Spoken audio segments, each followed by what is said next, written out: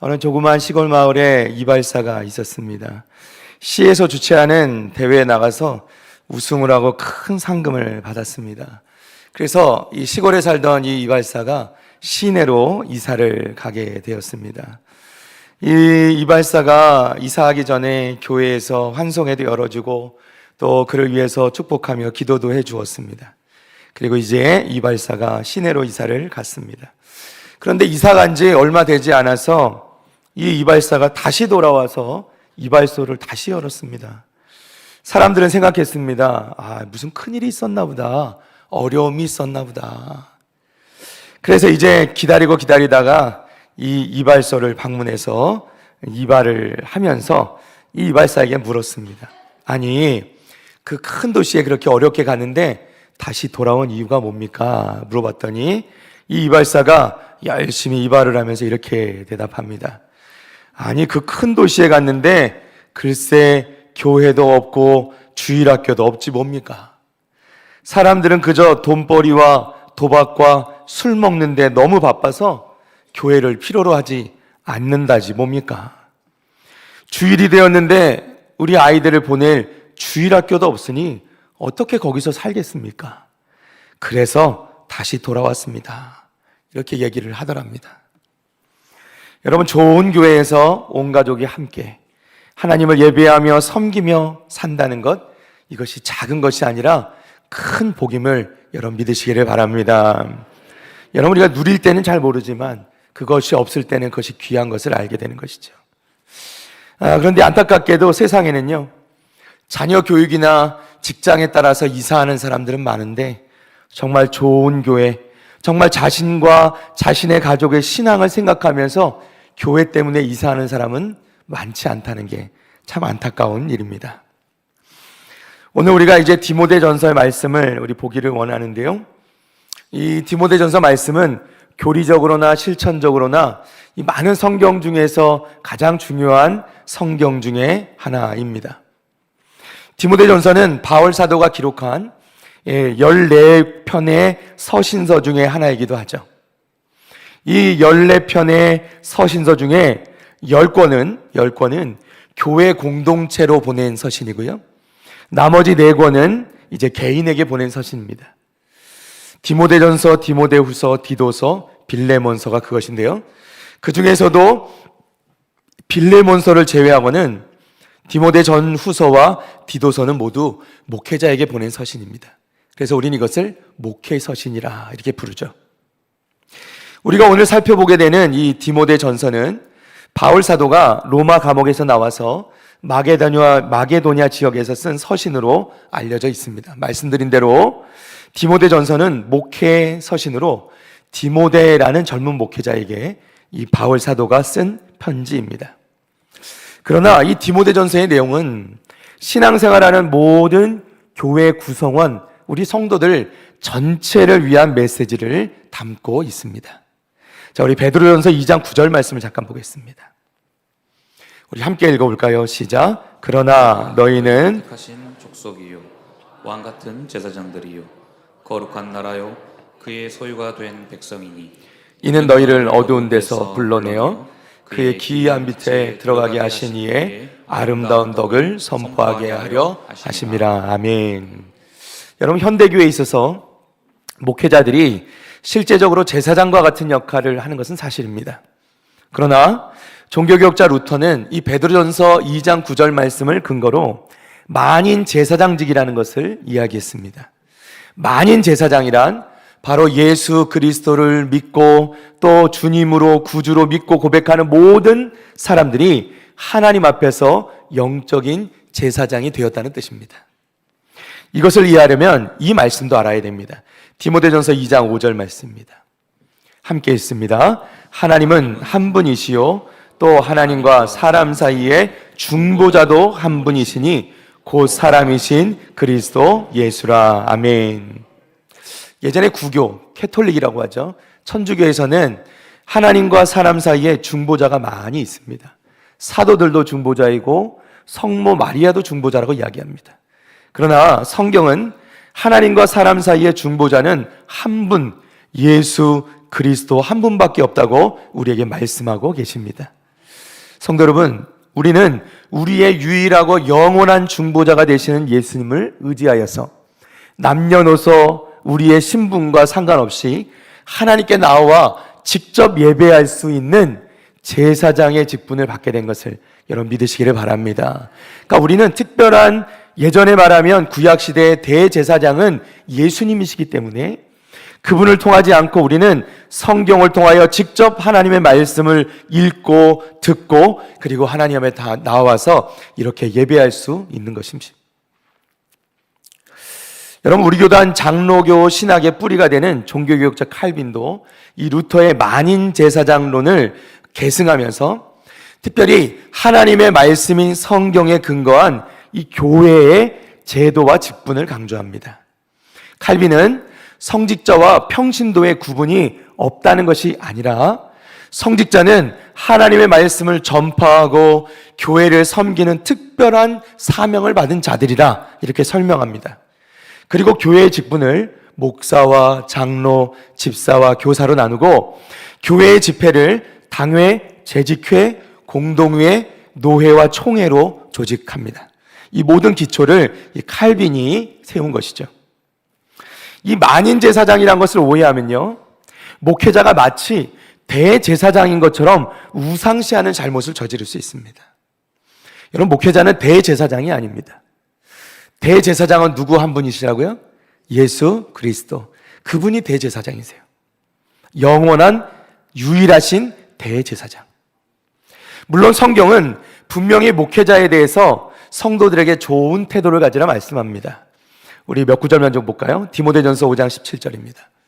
함께 읽습니다. 시작. 잘 다스리는 장로들은 배나 존경할 자로 알되 말씀과 가르침에 수고하는 이들에게는 더욱 그리할 것이니라. 아멘. 자, 잘 다스리는 장로들은 배나 존경할 자로 알아야 된다 말씀하죠. 또 갈라디아서 6장 6절 말씀 한 절 더 봅니다. 함께 읽습니다. 가르침을 받는 자는 말씀을 가르치는 자와 모든 좋은 것을 함께 하라. 아멘. 할렐루야. 뭘 바라고 제가 말씀드리는 게 아닙니다. 하나님 말씀이고요. 오해하지 마시기 바랍니다. 저는 사실 이 갈라디아서 6장 6절 말씀보다 그 뒤에 나오는 말씀을 더 좋아합니다. 자, 갈라디아서 6장 7절에 10절까지 좀 길지만 함께 읽어보겠습니다. 시작. 스스로 속이지 말라. 하나님은 업신여김을 받지 아니하시나니 사람이 무엇으로 심든지 그대로 거두리라. 자기의 육체를 위하여 심는 자는 육체로부터 썩어질 것을 거두고 성령을 위하여 심는 자는 성령으로부터 영생을 거두리라. 우리가 선을 행하되 낙심하지 말지니 포기하지 아니하면 때가 이름에 거두리라. 그러므로 우리는 기회 있는 대로 모든 이에게 착한 일을 하되 더욱 믿음의 가정들에게 할지니라. 아멘. 할렐루야. 자, 모든 이에게, 기회 있는 대로 모든 이에게 착한 일을 하되 더욱 누구에게? 믿음의 가정들에게. 누구에게요? 믿음의 가정들에게 할지니라. 아멘. 여러분, 옛날에 우리 어르신들이 이런 분들이 많아요. 저희 집도 좀 그랬는데요.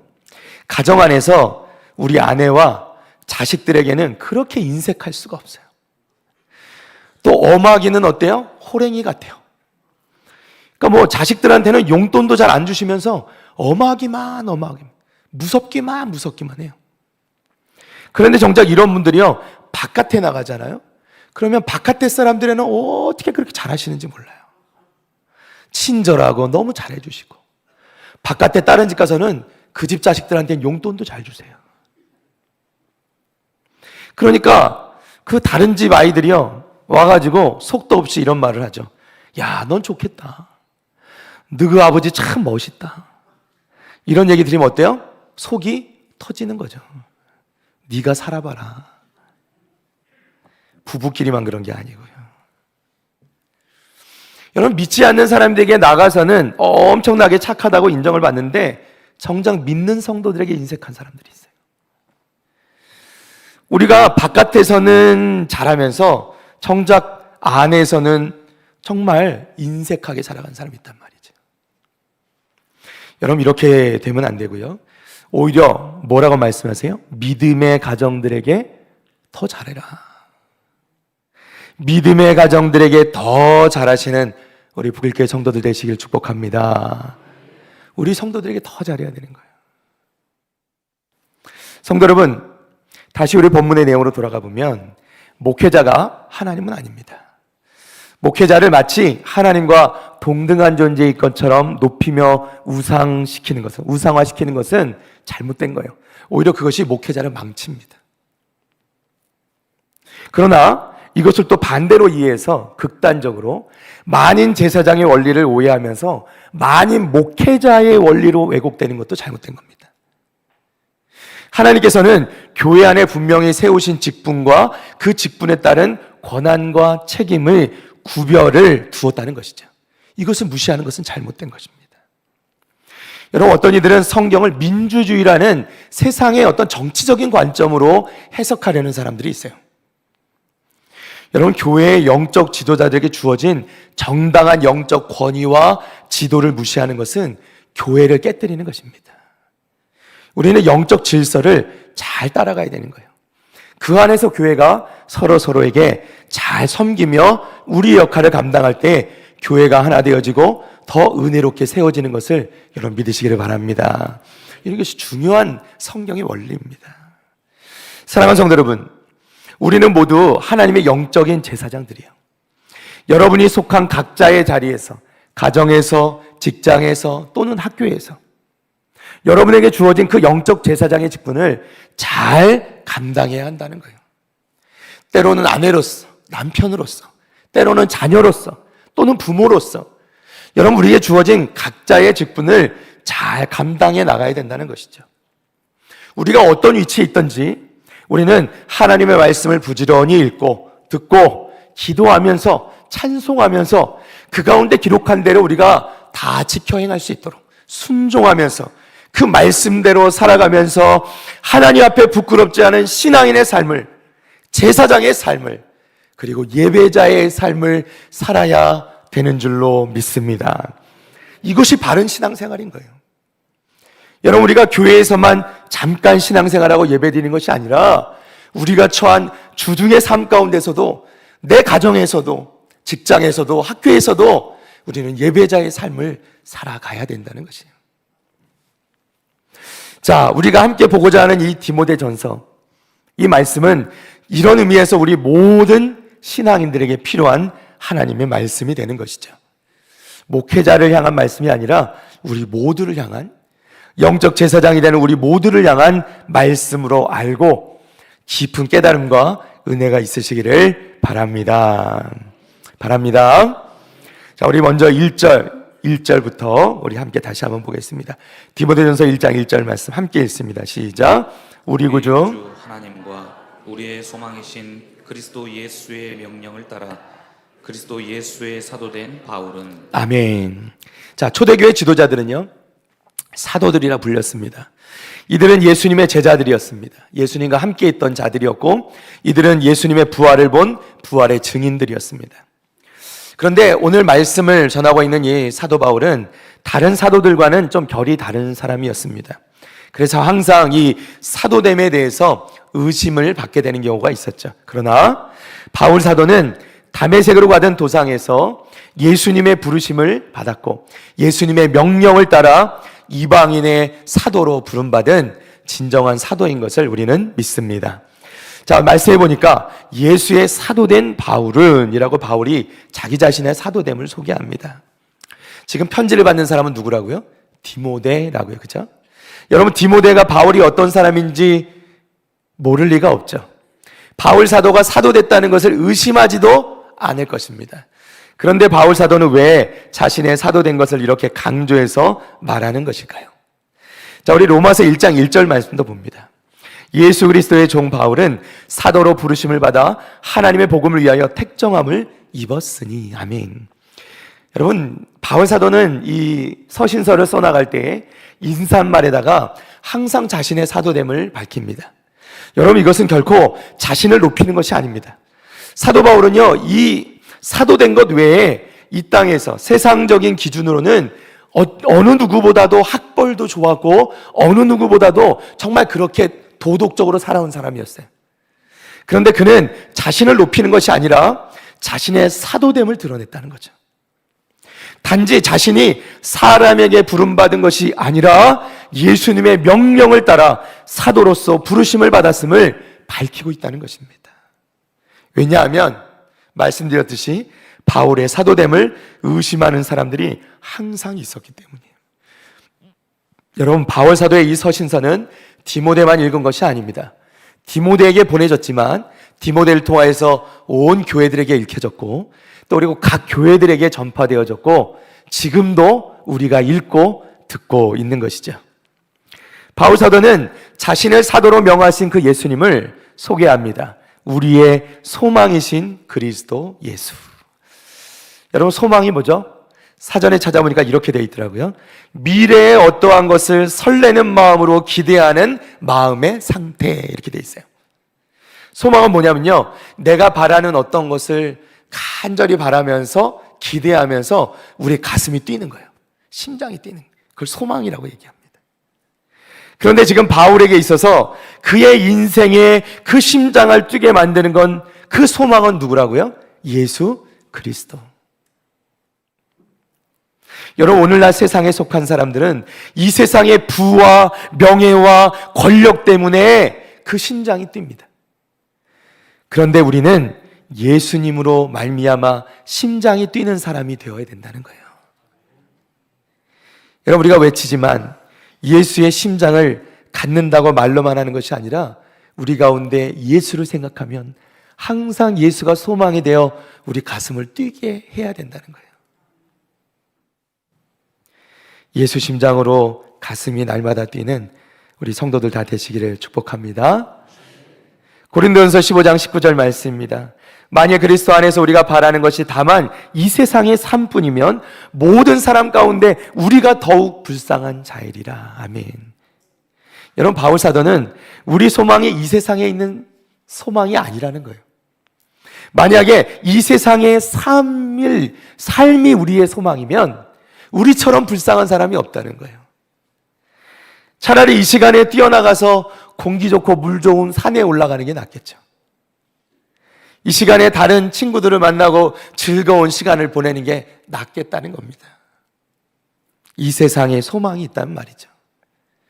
그러나 우리의 소망은 이 세상의 삶에 있는 것이 아니라 우리의 소망 되신 예수 그리스도, 그분이 우리의 소망 되신 것을 여러분 믿으시기를 바랍니다. 그럼 그 소망이 뭐죠? 사도행전 24장 15절입니다. 함께 읽습니다. 시작. 그들이 기다리는 바 하나님께 향한 소망을 나도 가졌으니 곧 의인과 악인의 부활이 있으리라 함이니이다. 아멘. 할렐루야.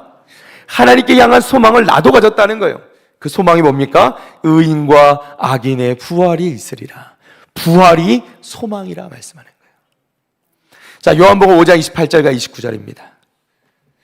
다 같이 한 번 더 읽겠습니다. 시작. 이를 놀랍게 여기지 말라. 무덤 속에 있는 자가 다 그의 음성을 들을 때가 오나니 선한 일을 행한 자는 생명의 부활로, 악한 일을 행한 자는 심판의 부활로 나오리라. 아멘. 할렐루야. 여러분, 부활의 때 예수님께서는 심판의 권세를 가지고 선인과 악인을 맞이하실 것입니다. 부활 이후에 심판을 행하시는 분이 예수님이시기 때문에 바울 사도는 우리 소망이 그 주님께 있다라고 고백하는 거예요. 여러분, 우리가 잊지 말아야 될 것은 부활의 때에 선인만 부활하는 것이 아니라 악인도 부활하는 거예요. 그러나 선인은 생명의 부활로, 악한 일 행한 자는 심판의 부활로. 여러분, 오히려 그것이 주님이 다시 오시는 그날에 선인과 악인 사이에 하나님께서 심판하실 것을 우리는 믿는 것이죠. 그 믿음이 우리의 소망되는 것을 믿으시기를 바랍니다. 하나님께서 선과 악을 판단하시고 심판하실 것이라는 것이 우리에게 소망이 된다는 거예요. 사랑하는 성도 여러분, 예수님께서는요, 친히 십자가에 달려 죽으시고 다시 부활하심으로 부활의 첫 열매가 되셨습니다. 그리고 우리에게 동일한 부활의 소망을 주셨어요. 예수님이 이 땅에 오시기 전에는, 예수님이 부활하시기 전에는 우리는 소망이 없었습니다. 절망뿐이었어요. 그런데 주님께서 이 땅에 오셔서 우리의 소망이 되어 주신 거예요. 부활의 소망. 여러분, 세상 사람들은 어디에 소망을 두는가 보니까 사람들은 막연하게 내가 수고하지 않았는데 찾아오는 행복과 기쁨을 추구합니다. 우리가 이른바 행운이라고 하죠. 그야말로 그러한 것이, 행복이, 기쁨이 우연히 찾아오기를 기다린다는 거예요. 만남도, 물질도, 행복도. 그러나 여러분, 성경에서는 이 세상에 우연이란 없다고 말씀합니다. 우연처럼 보이는 것이 있죠. 그러나 그것은 우리가 알지 못하는 일이 일어나는 것을 우리가 그렇게 말할 뿐입니다. 실상은 우연처럼 보이는 그 모든 것들 또한, 우리 인생 가운데 일어나는 모든 것은 그 뒤에서 일하시는 하나님, 그 하나님께서 이 세상과 역사를 다스리시고 계시기 때문에 일어나는 일임을 여러분 믿으시기를 바랍니다. 우연은 없어요. 모든 것은 다 하나님의 역사하신 가운데 있는 것입니다. 자, 이제 우리 2절로 넘어가 봅니다. 2절입니다. 함께 했습니다. 시작. 믿음 안에서 참 아들 된 디모데에게 편지하노니 하나님 아버지와 그리스도 예수 우리 주께로부터 은혜와 긍휼과 평강이 내게 있을지어다. 아멘. 할렐루야. 원래 바울 사도는 2차 전도 여행 때 그 초기에 디모데를 처음 만납니다. 그리고 바울이 디모데를 만났을 때 디모데는 이미 예수님을 믿는 신앙인이었어요. 그리고 이 디모데가 굉장히 바울의 마음에 흡족했기 때문에 바울은 이후로 디모데를 선교 여행 가는 가운데 늘 데리고 다녔습니다. 디모데 후서에 보면 바울은 죽는 그 순간까지 디모데와 함께 일하고 있었음을 고백하고 있습니다. 디모데는 누군가? 이 디모데는요, 헬라인 아버지와 유대인, 그리스도인이었던 이 어머니 유니게사리에서 태어납니다. 그리고 유니게는요, 또한 그리스도인이었던 이 디모데의 외조모죠. 외할머니인 로이스의 딸이기도 했습니다. 즉 디모데는 3대째 신앙의 믿음의 가정이었다는 것이죠. 여러분, 디모데의 가정은 그야말로 신실한 믿음의 가문이었습니다. 사랑하는 성도 여러분, 한 세대가 믿음을 잘 지키면 1000대까지 복을 받는다. 이것이 하나님의 약속인 것을 믿으시길 바랍니다. 자, 출애굽기 20장 5절과 6절입니다. 함께 읽어볼까요? 시작. 그것들에게 절하지 말며 그것들을 섬기지 말라.